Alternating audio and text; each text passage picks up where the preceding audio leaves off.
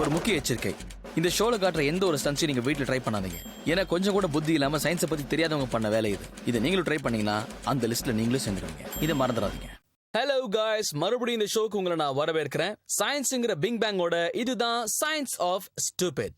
இந்த யூனிக்கான யூனிவர்ஸ்ல சூப்பரான சோலார் சிஸ்டம்ல மனித இனம் வாழ்ந்துட்டு இருக்கிற இடம் தான் எர்த். இங்கதான் நாம எல்லாரும் வாழ்ந்துட்டு இருக்கோம், அதாவது ஹியூமன்ஸ். இப்படி ஒரு அழகான இடத்தை ஏற்படுத்தி கொடுத்த இயற்கைக்கு நாம மனசார நன்றி சொல்லணும். கூடவே நமக்கு சயின்ஸ்ங்கிற அறிவையும் கொடுத்திருக்காங்க. இதை வச்சுதான் நம்ம சயின்டிஸ்ட் எல்லாம் பல அறிவியல் ஆராய்ச்சி கண்டுபிடிப்பு பண்ணிட்டு இருக்காங்க. இதன் காரணமா தான் நம்ம வாழ்க்கை நாளுக்கு நாள் அழகாயிட்டே போகுது. ஆனா என்னதான் கரண்ட் கம்பத்தை கரண்ட் பாஸ் பண்ண கண்டுபிடிச்சாலும் நம்ம ஆளுங்க அர்ஜென்ட்டா அதுலதான் பாஸ் பண்றாங்க. ஆனா பரவாயில்லைங்க, நமக்கு டைம் பாஸ் ஆகுதுன்னா நாமே அதை தடுக்க போறோம். 4 பேர் நல்லா இருக்கணுங்கிறதுக்காக நான் வாங்கின அடியை CD போட்டு அமைச்சிருக்காங்க. So let's start science of stupid. 5ல வளையாதது 50லயும் வளையாதுன்னு வளைச்சு நிரூபிச்சு காட்டுறாங்க நம்ம மக்கள். இந்த பேக் பல்ட்டி அண்டர் பல்ட்டி இதுக்கு பின்னாடி இருக்கிற சயின்ஸ் நம்மள சொல்லிட்டு சுத்த வைக்கும். இவருக்கு மூளைதான் வளரலையேன்னு வாகனத்துல யாகத்தை வளர்க்குறாரு. இந்த ஹைவேல நாய் பூந்த மாதிரி இவர் வாழ்க்கையில ஒருத்தன் பூந்தான். காக்காய்க்கு வச்சிருந்த வடைய கூரை மேல திருடி லாரி மேல ஏறி போலான்னு பார்த்தாரு. ஆனா லாரி முன்னாடி போச்சு, இவருக்கு பின்னாடி போச்சு. சயின்ஸை கற்றுக்கொண்டா சங்கட்டம் அகலும், தட்டு கழுவுற இடத்துல என்னத்துக்கு தாண்டவும். இப்படி நடக்காம இருக்க சயின்ஸை வேண்டவும். உங்களுக்கு சுய புத்தி இல்லைங்கிறது உங்க வீடியோ பார்த்தாலே தெரியுது. நாங்க சொல்றதை கேட்டுட்டு உங்க சொல் புத்தியாவது வளர்த்துக்கங்க. இந்த மாதிரி எக்ஸ்பெரிமெண்ட் பண்றதுக்கு முன்னாடி சயின்ஸை கத்துக்கங்க. ஏன்னா சயின்டிபிக் ஃபேக்ட்ஸ் ஒன்று இருக்கா இல்லையா? இவர் ஜெட்ஸ்கி சவாரி முடிஞ்சோன்னா அது அலமாரியில வச்சு போட்டு போல இருக்கு. இதுக்குதான் சயின்ஸை கத்துக்கணும். அதையும் மீறி நீங்க கட்டடிச்சு அந்த கிரவுண்ட்ல உட்காந்தீங்க, உங்களை இழுத்து போட்டு கத்து கொடுப்போம். நல்ல வேளை ஒரு மண்டையில மூளை இருந்து அடிபட்டு பெரிய பிரச்சனையா இருக்கும். கார்ல ஏறி போன்னு சொன்னது இவர் எப்படி காதல வாங்கினாரோ. தம்பியை வச்சு இவர் கம்பியை டெஸ்ட் பண்றாரு. நல்ல கம்பி, நொந்த தம்பி. வண்டியை காப்பாத்த தன்னை வச்சு அண்டை கொடுத்தவரு.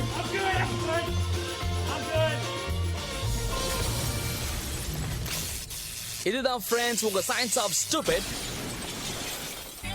ரோட்ல சீன் காட்டுவோம்னு சொல்லி ஒரு பைக்ல ஒத்த வெயில்ல நிக்கிறாரு. சத்த பின்னாடி பாருங்க, உங்க ஃப்ரெண்ட் அப்படிதான் வராரு. பேஷ். இவர் தான் ஜம்ப் லிங்கம். ஜம்ப் பண்றதுல எல்லா லிங்கும் கட் ஆயிடுச்சு. திடீர்னு இவங்களுக்கு டார்சன் ஞாபகம் வந்து போட்டிருந்த கொஞ்சம் நெஞ்ச ட்ரெஸ்ஸும் டார்சன் ஆனதுதான் மிச்சம். இவங்க எப்படிதான், வாங்க நம்ம ஷோ ஆரம்பிக்கலாம். இந்த மேல இருந்து கீழே விழுறது, கீழே இருந்து மேல போறது, இந்த மாதிரி நிறைய சின்ன விஷயங்களை சின்ன வயசுல நம்ம நிறைய பண்ணிருப்போம். ஆனா இப்ப நம்ம பெரிய பசங்களா வளர்ந்துட்டோம். இருந்தாலும் மனசு பழச மறக்காது இல்லையா? ஏன்னா எல்லாரும் மனசுலயும் ஒரு குழந்தை இருக்கு. அதுக்காக நான் எவ்வளவு வளர்ந்தாலும் சின்ன வயசுல இருந்த மாதிரி தான் இருப்பேன் அப்படின்னு நீங்க அடம் பிடிச்சீங்கன்னா உங்களுக்கு வந்திருக்கிற நோய்க்கு பேரு ஸ்டூபிடிட்டி. புரிஞ்சுதா? இப்ப நாம இந்த ஸ்டூபிடிட்டிங்கிற வியாதினால ஏற்படுற விளைவு என்னன்னு பார்க்க போறோம். அதுக்கு முதல்ல இந்த டிராம்பலின்ல குதிச்சு விளையாடினா என்ன ஆகும் நீங்க தெரிஞ்சுக்க வேண்டாமா? நம்ம மனசுக்குள்ள குழந்தை இருக்கு, அதுக்கு நம்ம உடம்புல இரும்பாலியா செய்யப்பட்டிருக்கு. வாழ்க்கையில ஒரு உயரத்துக்கு போகணுங்கிறதுக்காக இப்படியாங்க டிராம்பலிங்ல குதிக்கிறது. இவரோட உடம்பு சரியான ஸ்டீல் பாடி அப்படின்னு நினைச்சா அதுக்கு பேர் தான் ஸ்டூபிடிட்டி. இந்த பசங்க எதுக்காக இப்படி குதிக்கிறாங்க தெரியுமா? எக்ஸாம்லாம் முடிஞ்சு போச்சான். அதுக்கு என்ன பண்றது, ஓவர் குதூகலம். இப்ப ஹாலிடே போச்சே. குதிச்சு மேல போறதுக்கு நம்ம கால்களும் கைகளும் ரொம்ப உதவியா இருக்கு. ஆனா கிராவிட்டி நம்மள மறுபடியும் கீழே இருக்கும். அதே மாதிரி நீங்க லேண்ட் ஆனதுக்கு அப்புறம் டிராம்பலிங்ல இருக்கிற ஸ்ப்ரிங்ஸ்க்கு ஒரு ஃபோர்ஸ் கிடைக்குது. அந்த ஃபோர்ஸ் பேட்டரி மாதிரி எனர்ஜியை ஸ்டோர் பண்ணுது. அந்த எனர்ஜினால கிடைக்கிற ஃபோர்ஸ் உங்களை மறுபடியும் முதல் பொசிஷனுக்கு போக விடாம காத்துல பறக்க வைக்குது. சோ எந்த ஆங்கிள் நீங்க லேண்ட் ஆகுறீங்களோ அதே ஆங்கிள் தான் மறுபடியும் நீங்க காத்துல பறக்குறீங்க.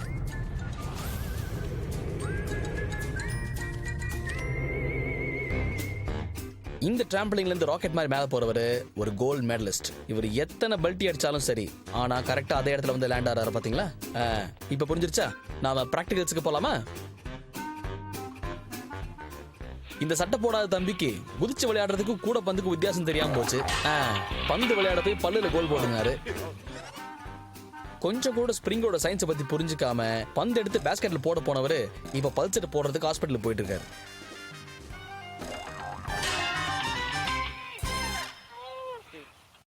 இதுல தத்துவம் என்னன்னா, ஒரு முட்டாள் தனியா இருந்தா முட்டாள்தனமான வேலையை பார்ப்பாரு. கூட கம்பெனிக்கு இன்னொரு முட்டாள் சேர்ந்தா போதும், அங்கதான் அடி முட்டாள்தனம் பிறக்குது. கூட்டணி சேர்ந்தவன ஒரு குதூகலம் ஆயிடுது.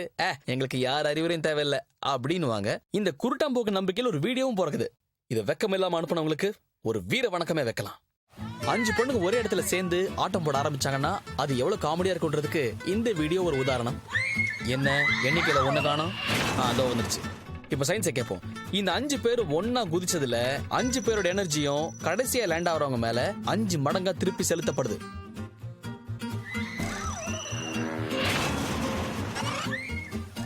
ஐ 5ல 1 காலி.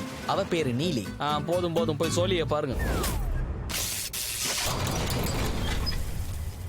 ஒரு சில நேரத்துல திடீர்னு பெரியவங்களுக்கு சின்ன பசங்களோட விளையாட்டு பொருள் மேல ஒரு ஆசை வந்துடும். அது பசங்களுக்குன்னு வாங்கி கொடுத்து நாமளே எடுத்து விளையாடுறதா. ஏன்னா அந்த மாதிரி பொருட்கள் பின்னாடி ஒரு காம்ப்ளெக்ஸான சயின்ஸ் இருக்கான். இதே மாதிரி இந்த சயின்ஸ் சம்பந்தப்பட்ட வேற ஒரு பிரச்சனை இருக்கு. எப்படியாவது அவங்க வளர்ந்துடுறாங்களே தவிர அவங்க மூளையை மட்டும் வளர விடுறதே கிடையாது.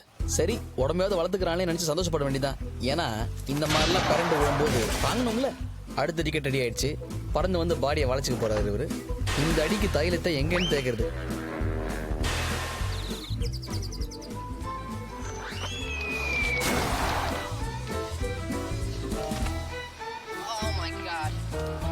இன்னும் சில அருந்த வாழங்களா இருக்கானுங்க. அவங்க ஸ்கூட்டர்ல பேக் ஃபிளிப் ட்ரை பண்றாங்களாம், அதுவும் இன்சூரன்ஸே இல்லாம. இந்த பேக் ஃபிளிப்ல அடிக்கிறதுக்கு முன்னாடி உங்களுக்கும் ஸ்கூட்டருக்கு இன்சூரன்ஸ் இருக்கான்னு செக் பண்ணிக்கோங்க. அதுக்கப்புறம் நாங்க எடுக்கிற இந்த சயின்ஸ் கிளாஸை கவனிங்க. உயரமா குதிச்சு காத்துல சுழலணும் அப்படின்னு நினைச்சீங்கன்னா அதுக்கு கண்டிப்பா மொமெண்டம் தேவை. இவர் ரேம்பை தொட்ட உடனே உடம்ப வளைச்சு சுழல்றதுக்கு தயாராயிட்டாரு. இந்த மாதிரி சொல்றதுக்கு ஹேண்டில் பாரை தன்னோட பக்கம் இழுக்கிறாரு. அதே மாதிரி பேஸை வெளிப்பக்கமா தள்ளுறாரு. இந்த மாதிரி ஒழுங்கா பண்ணா நீங்க ஸ்கூட்டர்ல இருந்து கீழே விழாம பேலன்ஸ்டா லேண்ட் ஆகலாம், பாராட்டும் வாங்கலாம். அதே மாதிரி ஆங்குலர் வெலாசிட்டியை பத்தி நான் உங்களுக்கு ஏற்கனவே சொல்லியிருக்கேன். உங்க உடம்போட உயரம் பாதியா குறைஞ்சதுன்னா நீங்க சுழல்ற வேகம் 4 மடங்கு ஜாஸ்தி ஆகும். யூனோ, ஸ்கூட்டர் பேக் ஃபிளிப்போட வேர்ல்ட் ரெக்கார்ட் 1 மினிட்டுக்கு 12 ஃபிளிப்ஸ். இதை செஞ்சவர் அமெரிக்காவை சேர்ந்த டொகோட்டா ஷூட்ஸ். வெல், டொகோட்டாவே நம்ம ஷோவை பார்த்து தான் அதெல்லாம் கற்றுக்கிட்டான்னு தோணுது எனக்கு. நமக்கு எதுக்கு இந்த பாராட்டலாம். ஆனால் எனக்கு இங்கே சில பேரை பார்க்கும்போது என்ன தோணுதுன்னா, இவங்களோட வாழ்நாளில் ஸ்கூட்டரை தொடைக்கிறது கூட இவங்கெல்லாம் தொடாமல் இருக்கிறது நல்லது. ரேம்பில் குதிக்கிறதுக்கு முன்னாடி அதுக்கிட்ட ஆசீர்வாதம் வாங்குறது முக்கியம் இல்லையா? வாங்கிட்டாரு. அப்போதான் சின்னதாக அடியெல்லாம் படாது, பெருசாக விழும். 2 முட்டிலேருந்து கெட்டியாக சவுண்ட் வந்தது. லேடிஸ் அண்ட் ஜென்டில்மேன், நீங்க ஒருத்தர் பேக் ஃபிளிப் அடிக்க வந்திருக்காரு. எங்க ஆளை காணோம்? என்ன வந்தவரோட ஸ்கூட்டர் மட்டும் அந்த இடத்துல சுத்துது, வந்தவரை காணோம். எங்க போனாரோ? வாவ், பாத்தீங்களா என்ன அழகா ஃபிளிப் அடிச்சாரு. ஆனா ஸ்கூட்டர் தான் ட்விட்டர்ல போட்டு கலாய்க்கிற அளவுக்கு பாட்டா போச்சு. என்ன பேக் ஃபிளிப் அடிக்கிறதுக்கு அவ்வளவு பிடிக்குமா? அந்த பேக் ஃபிளிப்பை இன்னும் அழகா அடிக்கிறதுக்கு முக்கியமா 2 விஷயத்தை தெரிஞ்சுக்கணும். டேக் ஆஃப் பண்ணதுக்கு அப்புறம் பின்னாடி சாயணும். அப்புறம் உங்களோட ஸ்பின் ஸ்பீடை நீங்க கண்ட்ரோல் பண்ணணும். இது அவ்வளவு கஷ்டமானு கேக்குறீங்களா? அப்போ நீங்களே பாருங்க. சயின்ஸ்ல இவர் வாங்கின மார்க்கை காத்துல வட்டம் போட்டு காட்டுறாரு. அவ்வளவு பெருந்தன்மை. ஆட, நீ வெளியே வாப்பா, என்ன நடந்ததுன்னு விவரமா சொல்லணும்ல. இவர் பண்ண தப்புன்னு தெரியுமா? குதிக்கிறதுக்கு முன்னாடியே மல்லாக்கா விட்டத்தை பார்த்ததுதான். இப்படி சாஞ்சுக்கிட்டே ஸ்பின் பண்ணதுனாலதான் உங்களுக்கு வட்ட 0 கிடைத்தது. ஸ்பின்னிங் பண்ணும்போது சாயங்கன்னா ஏதோ கட்டிங் ஷேவிங் பண்றதுக்கு இந்த மாதிரி சாஞ்சா. ஸ்கூட்டர்ல பேக் ஃபிளிப் அடிக்க சொல்லி சயின்ஸ்ல சொல்லி கொடுத்தா அதை நீ கேட்காம என்ன பண்ண? காதுல வாங்காம ஹெல்மெட்டை மாட்டின. இப்ப என்ன ஆச்சு? பல்லு சட்டை மாட்ட வேண்டிய நிலைமை வந்துச்சா? இதுதான் அறிவியல். இதை கத்துக்க கொஞ்சமாவது முயலு. இது என்னது? 4 செவத்துக்குள்ள சயின்ஸ் கிளாஸ் எடுக்கும் போது தூங்கலாமா? 4 பேர் சிரிக்கும்படி. நம்மளோட வெயிட் என்ன நமக்கு தெரியாம போச்சுன்னா, அதாவது அருந்து போற கயிறுன்னு தெரிஞ்சும் அது மேல நம்ம நம்பிக்கை வச்சோம்னா அப்போ என்ன ஆகும்னு நினைக்கிறீங்க? சேச்சே, நீங்க யோசிச்சு மண்டை உடைச்சுக்க வேண்டிய அவசியமே இல்ல. நம்ம கிட்ட இல்லாத ப்ரூஃபா? இந்த பழைய பாட்டிய பக்கத்து தீவுக்கு பார்சல் பண்ணலான்னு இவர் வீட்டுக்காரர் போட திட்டம் பாதிலேயே புட்டுக்குச்சு. இந்த பீஸை டிஸ்பீஸ் பண்ணுங்க. நம்ம இந்த மரத்துல கைத்த கட்டி அதுல உட்காந்து ஊஞ்சல்லாம் ஆடுவோமே, ஞாபகம் இருக்கா? சின்ன வயசுல பண்ணது. ஆனா அதுக்கு பின்னாடி இருக்கிற சயின்ஸை தெரிஞ்சுக்கிட்டீங்கன்னா நம்ம இன்னும் ஜாலியா விளையாடலாம். அப்படி இல்லைன்னா ஆண்டி உழுந்த மாதிரி நம்ம மறந்து விழ வேண்டியிருக்கும். நீங்க எப்போ ஊஞ்சல் ஆடும் போதும் சரி, உங்க உடம்பு கீழே ஏதோ ஒரு வெயிட் அதிகமான மாதிரியே தோணும். ஏன்னா கால் அசைக்கும் போது வேகமும் மொமெண்டமும் ஜாஸ்தியாயிட்டே போகும். இதனால உங்களோட வெயிட் 3 மடங்கு அதிகமான மாதிரி நீங்க உணர்வீங்க. இதன் காரணமாகத்தான் நாம வழுக்கிக்கிட்டே கீழே வருவோம். இதே இம்பாக்ட தான் ஒரு ஆஸ்ட்ரோநாட் அவரோட லிஃப்ட் ஆஃப் அப்போ உணர்வாரு. இதுக்கு கைகள்ல நல்ல சக்தி வேணும். அப்படி இல்லைன்னா அவ்வளவுதான். இப்ப இவரோட கையில எவ்வளவு பாலா இருக்குன்னு நம்ம பார்க்கலாம். அனௌன்ஸ்மெண்ட் பண்றதுக்கு முன்னாடியே கரையில ஊண்டாரு. இந்த நீல டவுசர் எங்க தப்பு பண்ணாருன்னு பார்க்கலாமா? 40 டிகிரி ஆங்கிள் கயிறு பிடிச்சு தொங்கிட்டு வரும்போது இவர் அவரோட வெயிட்டை விட 2 மடங்கு வெயிட்டை கையில உணர்வாரு. இந்த வெயிட்டை தாங்கிறதுக்கான சக்தி அவர் கையில இல்லாதனால கரை புரண்டு விழுந்தாரு. இப்ப அவர் யார கை கொடுங்க. சரி, உங்களுக்கு புரியுற மாதிரி சொல்றேன். கைத்துல தொங்கும் போது நீங்க ஒரு பெண்டுலம் மாதிரி மாறுவீங்க. அதாவது நீங்க கைத்துக்கு எந்த அளவுக்கு கீழே இருக்கீங்களோ அந்த அளவுக்கு உங்க வேகமும் ஜாஸ்தியா இருக்கும். கைத்துக்கு மேல இருந்தீங்கன்னா உங்களோட வேகம் அப்படியே கம்மியாகும். எவ்வளவு ஈஸியான விஷயம் இல்ல? என்ன ஷார்ப்பா கண்டுபிடிக்கிறீங்க. நீங்க அந்த அளவுக்கு இன்டெலிஜென்ட். ஆனா சில பேர் இருக்காங்க ஊருக்குள்ள, அவங்களுக்கு இந்த சைஸ் அளவுக்கு கூட சயின்ஸ் அறிவு இல்லையே. கைத்துல உட்கார்ந்துட்டு இருக்கும்போது கையை எப்ப விடணும்னு தெரிஞ்சிருக்கணும். இல்லன்னா நடுக்காட்டுல இழுத்து கடாசப்படுவோம். அதனாலதான் இந்த 3/4 புதார்ல போய் விழுது. எந்த இடத்துல வேகம் ரொம்ப கம்மியா இருக்குமோ அந்த இடத்துல போய் கையை விட்டாங்க பாவம். அதாவது கயிறு வானத்தை நோக்கி ஸ்விங் ஆகும் போது. இது எப்படி இருக்குன்னா, எதை பத்தி யோசிக்காம லொடுக்குன்னு வாய் விடுற மாதிரி வனாந்தரத்துல போய் கை விடலாமா? இந்த மாதிரி விஷயம் தெரிஞ்ச டார்சான் கூட டைவ் அடிக்க மாட்டாரு. இவர் ஏதோ ஜெமினி சர்க்கஸ்ல வேலை பார்த்து அறவே காட்ட போல இருக்கு. அதான் ஆத்துல ஒரு கால் கைத்துல ஒரு கால் விட்டுருக்காரு. இவர் ஆரம்பிச்ச போஸ் ஸ்விங் எல்லாம் கரெக்டா இருந்தது. ஆனா இவர் கைத்தோட பாதியை பிடிச்சிட்டு பல்ட்டி அடிச்சிருக்காரு. தப்பான சயின்ஸை கையாண்டதுனால அந்த இடத்துல கயிறு ஒரு காலை பிடிச்சி இழுத்து விட்டுச்சு.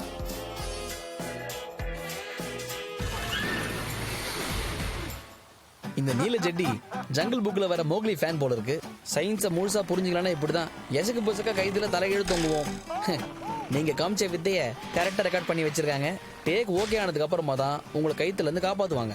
நீங்க நடுக்காட்டுல நாண்டுகிட்டு தொங்குனாலும் அதை வீடியோ எடுத்து போட்டு சிரிப்பாங்களே தவிர கையை கொடுத்து காப்பாற்ற மாட்டாங்க. இது தேவையா? இந்த பிரேக் டான்ஸ்ங்கிறது எவ்வளவு ஒரு ஸ்டைலிஷான டான்ஸ் ஃபார்ம் தெரியுமா? ஆனா இந்த ஆட்டத்துல ஏடா கூட அடி வாங்குறதுக்கு எக்கச்சக்கமா வாய்ப்புகள் இருக்கு. ஆனா நீங்க எக்ஸ்பர்ட்டா இருந்தீங்கன்னா நீங்க தப்பிச்சிங்க. அப்படி இல்லைன்னா உங்களுக்கும் இந்த நிலைமை தான் ஏற்படும். எனக்கும் பிரேக் டான்ஸ் ஆட தெரியும்னு பாட்டு போட்டோன்னு சுத்தனோம்னா டான்ஸ்ல பிரேக் இருக்காது, போன்ஸ்ல தான் பிரேக் இருக்கும். இந்த பிரேக் டான்ஸ்ல ஒரு கிளாசிக்கலான மூவ் இருக்கு, அதுதான் விண்ட்மில். இதோட ரூல்ஸ் ரொம்ப சிம்பிள். டான்ஸ் ஆடுறவங்களோட 2 காலும் காத்துல சுத்தணும். ஆனா இவங்க இதை ஒரே இடத்துல பண்ணணும். சரி சரி தம்பி, பாய சுருட்டு, இங்க எந்த பொண்ணுங்களும் இல்லை.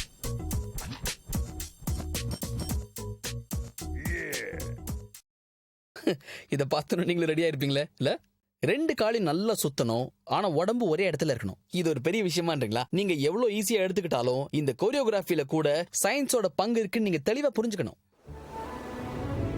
இந்த விண்ட்மில்ங்கிறது ரொம்ப கஷ்டமான ஒரு மூவ். ஏன்னா இதுல டான்சரோட சென்டர் ஆஃப் கிராவிட்டி கரெக்டான பிவட் பாயிண்ட்லயே இருக்காது. ஏன்னா பிவட் பாயிண்டோட பொசிஷன் மாறிக்கிட்டே இருக்கும். இந்த பிரச்சனை சமாளிக்கிறதுக்கு தான் ஒரு எக்ஸ்பீரியன்ட் டான்சர் வேகமா ஒரே இடத்துல சுத்திட்டு வராரு. அதனால இவங்களால இது ரொம்ப நேரத்துக்கு செய்ய முடியும். இதோ இப்படி. ஒருவேளை இவங்க மெல்லமா சுத்தினாங்கன்னா பிவட் பாயிண்டோட பொசிஷன் மாறும். அதனால டான்சர் ஃபுல் ஃப்ளோரிங் கவர் பண்ணுவாங்க. இப்ப பாத்தீங்களா, இந்த டான்ஸ்ல சயின்ஸோட ஒன்னு விட்ட அக்காவோட 2வது தங்கச்சியான பிசிக்ஸ் தான் முக்கிய பங்கு வகிக்குது. ஒரு ப்ரொஃபஷனல் டான்சர் இதை பத்தி எல்லா விஷயத்தையும் தெரிஞ்சுப்பாங்க. ஆனா ஒரு விஷயம், சயின்ஸை பத்தி தெரியாதவங்க இந்த வேலையை பண்ணா என்ன ஆகும்? என்ன விஷயம்னே தெரிஞ்சுக்காம நானும் பண்ணுவேன் இறங்கினா இப்படிதான் தரையை தொடச்சிட்டு இருப்போம். அப்புறம் விண்மில் வராது, மண்டையில இருந்து பெல் சத்தம் தான் வரும். பார்த்தீங்களா, டான்ஸுங்கிறது வெறும் டான்ஸ் மட்டும் இல்லை, அதுல சயின்ஸும் இருக்கு. இதுல பிவட் பாயிண்ட் மாறிக்கிட்டே இருந்தது. அதனால கண்ட்ரோல் பண்ண முடியாம தம்பி டயரை கவிட்டாரு. சாதிக்கணும் முடிவு பண்ணிட்டாங்கன்னா டான்ஸ் ஆடுறதை விட இந்த டேக் ஒழுங்கா வரணுமேங்கிற கான்சியஸ் ஜாஸ்தியா இருக்கும். இதனால சுத்தி இருக்கிற பொருளை விட்டுட்டு கண்ணா பீனான்னு சுத்திட்டு இருப்பாங்க. அப்படி போடு. இப்போ என்னாச்சு, லேப்டாப்புக்கு டாப்பு கண்டிச்சு. ஏப்பா, நாங்க சுத்துறதுக்கு தான் சயின்ஸ் சொல்லி தர முடியும், சுத்தி இருக்கிற பொருள் உடைக்காம இருக்கிறது கூட சயின்ஸ் சொல்லி கொடுப்பாங்க? உண்மையிலேயே இதான் பிரேக் டான்ஸ். அதப்பா தம்பியை பாயிண்டா இருப்பாருங்க. இப்போதான் லேப்டாப் லட்சணமா இருக்கு. இந்த ஆட்டத்தை அம்மன் கோயில் வாசல் ஆடி இருந்தா கூட கண்டிப்பா கூழ் ஊத்திருப்பாங்க. இப்படி ஆர்வத்தில் அருள் வந்த மாதிரி ஆடி சுத்தி இருக்கிற பொருள் நம்ம உடைகிறது. Wow, what a man. இந்த வயசுல என்னமா பிரேக் டான்ஸ் ஆடுறாரு? இப்படி எந்த ஆண்டி சொன்னாங்களோ தலையால தயிர் கிடையாது. இப்போ நாம மோட்டார் சைக்கிள் ஸ்டண்ட் ரைடர்ஸ் பத்தி பேச போறோம். இவங்க எல்லாம் ரொம்ப தைரியமான ஆளுங்க. அப்படியே கிரவுண்ட்ல இறங்கி மோட்டார் சைக்கிளை வச்சு செம்மையா ஸ்டண்ட்லாம் பண்ணுவாங்க. ஆனா ஒரு விஷயம் தெரியுமா, இவங்க காட்டுற இந்த ஸ்டண்ட்ல ஸ்டண்ட் ரைடர்ஸ்க்கு ரொம்ப கஷ்டமான விஷயம், அவங்களை ஆபத்துல கொண்டு போய் விடக்கூடியது எதுன்னா ஸ்டாப்பிங். வண்டி நிறுத்துறதுல அப்படி என்ன ஆபத்து இருக்க போகுது அதானே யோசிக்கிறீங்க? இதை பாருங்க. பைக்கை வேகம் ஓடிட்டு வரும்போது ஃப்ரண்ட் பிரேக்கை பிடிச்ச உடனே பேக் வீல் மட்டும் தனியா மேல வந்துடும். ஆனா பைக் அப்படியே நிக்காம ஃப்ரண்ட் வீலோட பேலன்ஸ்ல வண்டி அப்படியே முன்னாடி போகும். நான் சொன்னது ஞாபகம் இருக்கா? எல்லாத்தையும் விட கஷ்டமான விஷயம் ஸ்டாப்பிங். இந்த பைக் இவ்வளவு தூரம் கொண்டு வந்தவர் நிறுத்த ட்ரை பண்ணும்போது கீழே விழுந்தார். பைக்கை ஸ்ட்ரைட்டா ஓடிட்டு வரும்போது ரைடர் ஃப்ரண்ட் பிரேக் ரொம்ப ஜென்டில் அப்ளை பண்ணா பேக் வீல் அழகா மேல வரும். டயரை கீழே தள்ளக்கூடிய கிராவிட்டி ஃபோர்ஸை விட பிரேக்கிங் ஃபோர்ஸ் ஜாஸ்தியா இருக்கும். இதுல பைக் ஸ்லோவாக பைக்கர் ஸ்லோவா பிரேக்கை ரிலீஸ் பண்ணுவாங்க. பேலன்ஸ் பாயிண்ட்டுக்கு முன்னாடி போயிடாத மாதிரி பிரேக்கை யூஸ் பண்ணிட்டே வருவாங்க. அது என்ன பாயிண்ட்னா, சென்டர் ஆஃப் கிராவிட்டி கரெக்டா இந்த பைக்கோட ஃப்ரண்ட் வீலுக்கு மேல இருக்கு. இப்போ இந்த பேலன்ஸ் பாயிண்ட் போதும்னு நினைச்சாங்கன்னா ஃப்ரண்ட் பிரேக்கை லைட்டா ரிலீஸ் பண்ண உடனே பேக் டயர் கீழே வந்துடும். அதுக்கப்புறம் டிரைவை கண்டினியூ பண்ணலாம். இப்போ உங்களுக்கு சயின்ஸ் புரிஞ்சிருச்சா? பேலன்ஸ் பண்ணணும், கிராவிட்டி கண்ட்ரோல் பண்ணணும், ஃபோர்ஸை பார்த்துக்கணும், இதெல்லாம் பண்ணணும்னா சயின்ஸ் நல்லா தெரிஞ்சு வச்சுக்கணும். முக்கியமா இதுல ஒரு கோல்டன் ரூல் இருக்கு. நீங்க உங்களோட பேலன்ஸ் பாயிண்ட்டை மாறாம பார்த்துக்கங்க. ஆனா ஒரு ஜோர்ல இருக்கும்போது இதெல்லாம் எங்க தெரிய போகுது? ஆனா ஒரு சில ரைடர்ஸ் மட்டும்தான் இந்த ஸ்டாப்பைய ரொம்ப அழகா செஞ்சு முடிக்கிறாங்க. ஆனா முக்காவாசி பேரு பேட் எக்ஸாம்பிளா மாறிடுறாங்களே. இந்த ரைடர் வந்த ஸ்பீட்லயே ஸ்டாப்பி பண்றதுக்கு கரெக்டா பிரேக் பண்ணாரு. ஆனா கரெக்டா வந்தாரா கொரட்டை விட்டுட்டே வந்தாரான்னு தெரியல. பிரேக் ஜாஸ்தி ஆச்சதுனால குப்பர் அடிச்சு காங்கிரீட்டை கடிச்சிட்டாரு. ஸ்டாப்பிங்க இப்படி யாரும் பண்ணாதீங்க. சீக்கிரம் 4 பேர் போய் தூக்குங்கப்பா. Tomorrow, sometime they're gonna give me surgery and fix my femur and my broken collarbone. And they still have to x-ray my hand because I think that's broken too. கவலையே படாதீங்க, பில்ல பார்த்தோன்னு கழுத்து நின்றோம். 2 காலை எடுத்து ஃப்ரண்ட்ல வச்சு பிரேக் அடிச்சோன்னா பேலன்ஸ் கிடைச்சிரும்னு இவங்க கிட்ட யாரோ சொல்லிட்டாங்க. அவன் சொன்னா இவன் சொன்னான்னு பிரேக் அடிச்சா இப்படிதான். அப்போல இருந்து சொல்லிட்டு இருக்கேன், சென்டர் ஆஃப் கிராவிட்டினா வீல் ரொம்ப மேல போக கூடாது. அதுக்கு மேல 2 காலை ஃப்ரண்ட்ல தொங்க விட்டுட்டு பிரேக்கும் அடிச்சா நம்ம பைக் நம்ம கழுத்து மேல ஏற முடியுமா? முக்கியமா ஸ்போர்ட்ஸ் பைக் ஓட்டும் போது நம்ம ஹெல்மெட்டை மட்டும் இல்ல ஸ்போர்ட்ஸ் ஜாக்கெட்டும் போட்டு ஓட்டணும். பைக் இந்த மாதிரிலாம் மேலே ஏறிச்சுன்னா முதுகு சுடாம இருக்கும்ல. இங்க பாருங்க, ரோட்ல சீன் காட்டுவோன்னு சொல்லி ஒரு பைக்ல ஒத்த வெயில்ல நிக்கிறாரு. சத்த பின்னாடி பாருங்க, உங்க ஃப்ரெண்ட் அப்படிதான் வராரு. சார், நீங்க பண்ண ஸ்டாப்பி பிபி மாதிரி இருக்கு. டிராபிக்ல போய் நம்ம ஸ்டாப் அடிக்கும் போது பேலன்ஸ் பண்ற விஷயத்துல மட்டும் டவுட்டே வரக்கூடாது. இல்ல உங்க மேல டவுட் வந்து போலீஸ்காரங்க சைரன் ஆன் பண்ணுவாங்க. சார் கோச்சிக்காம இந்த லைசன்ஸ் பண்ணிட்டு கொடுத்துருங்க சார். பசங்கெல்லாம் பாக்குறாங்க சார். ஆஹா வாவ், இந்த ஸ்டாப்பிய பாருங்க. இங்க ரைட்ல வர வண்டிக்கு சக்கரத்துல ஏதோ கிக்கிரி பிக்கிரி ஆகி போச்சு. யாரு பார்த்து பயந்து போய் கேமராமேன் தள்ளி விட்டது? அவர் நம்பிதான் இங்க பொழப்பே ஓடுது. ஏன் கம்பெனி அத்தனை இடம் இருக்குது, கொஞ்சம் ஓரமா உட்காரலாம்ல, நடு ரோட்ல வந்து உட்கார்ந்தா. இன்னொரு முக்கியமான ஃபேக்ட், இந்த மாதிரி பைக்கோட வெயிட் சுமார் 250 கிலோக்கு மேலே இருக்கிறதுனால நீங்க பிரேக் பண்ணும்போது அதோட மொத்த வெயிட் மேல வரும். ஸோ இவ்வளவு வெயிட் வச்சு நம்ம பிரேக் பண்ணும்போது கரெக்டான பிரேக்கிங் பாயிண்ட்டை நம்ம தெரிஞ்சுக்கணும். முக்கியமா இந்த மாதிரி ஸ்டண்ட் பண்ணும்போது ஹெல்மெட் ஜாக்கெட்லாம் போட்டுக்கன்னு எதுக்கு சொல்றாங்க? இதுக்கு தான். நல்லா இருக்கிற முதுகு அணில் முதுகு மாதிரி ஆயிடும். ஒழுங்கா இருந்த மூஞ்சி அப்புறம் ஒழுங்காட்டுற மாதிரி ஆயிடும்.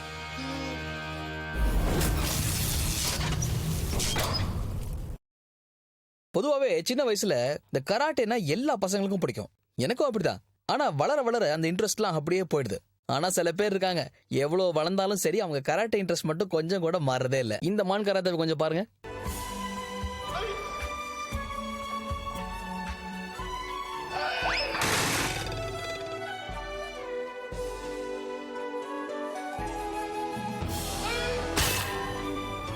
நீங்க எதுக்கு இவ்வளவு தம் கட்டுறீங்க? அடிக்க வச்ச கல்லு உங்களோட வெயிட் ஜாஸ்தியா இருக்கும் போல இருக்கு. நான் சொல்லி கொடுக்குற சயின்ஸ் ட்ரிக்கை தெரிஞ்சுக்கிட்டீங்கன்னா கல்லை நோகாம உடைக்கலாம். திப்பி தலையா, கல்லை தள்ளி விடுறதுக்கு எவ்வளவு ஆர்ப்பாட்டம் பண்ண? ஒரு பெர்ஃபெக்ட் கராட்டே சாப்புக்கு டைல்ஸை விட கையை முடிஞ்ச அளவுக்கு உயரத்துக்கு கொண்டு போறாங்க. இதோ இப்படி. அப்புறம் இவர் உடம்போட முழு பலத்தையும் கைக்கு டிரான்ஸ்ஃபர் பண்ணி டைல்ஸ்ல ஹிட் பண்ண வேண்டிய இடத்துக்கு கொண்டு போறாரு. எதுக்குன்னா மொமெண்டம்ங்கிறது மாஸ் மல்டிப்ளை வெலாசிட்டி. இங்க இது ரெண்டுமே ரொம்ப ரொம்ப அவசியம். அடிச்சதுக்கு அப்புறம் கை அங்கேயே வைக்காம இன்னும் கீழே கொண்டு போகணும். அப்போதான் டைல் செதறி மேல வராது, எல்லாமே கீழே விழும். என்ன டேலண்ட் பாத்தீங்களா? இது நீங்களும் தெரிஞ்சுக்கணும்ல.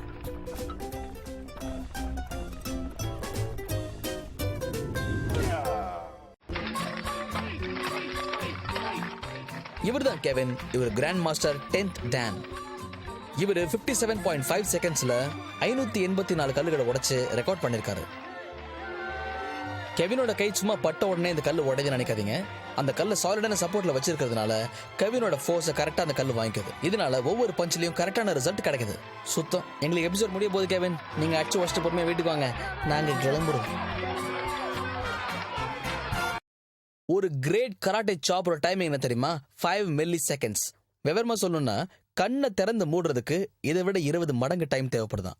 அப்படின்னா கெவின் படைச்ச இந்த சாதனைக்கு அவர் எவ்வளவு வேதனை அனுபவிச்சிருப்பான்னு யோசிங்க. இப்ப அடுத்து வரப்போறவரு கெவின் கிட்ட அசிஸ்டன்ட் போஸ்டிங்காக அப்ளை பண்ணிருக்காராம். அதை ரெக்கமெண்ட் பண்றதுக்கு நம்ம கிட்ட இந்த வீடியோ அமைச்சிருக்காரு. கெவின் பிரதர், இந்த பெர்ஃபார்மன்ஸ் நல்லா பாருங்க. என்னோட திறமையை இந்த வீடியோல காட்ட போறேன். இந்த கல்ல ஒரே அடியில சதற வைக்கிறேன். இதே மாதிரி உன்னை படுக்க போட்டு பொழக்கிறதுக்குள்ள மரியாதையா வேலை தாண்டி ஓடி போயிரு.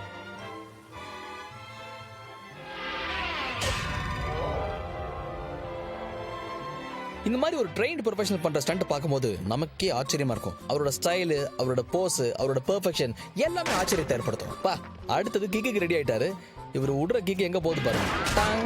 என்னடா ஒழுங்கா போதே, ஒண்ணுமே நடக்கலையேன்னு நினைச்சேன். சிவப்பு சட்டை போட்ட அக்காக்கு மண்டை செவந்துருச்சு.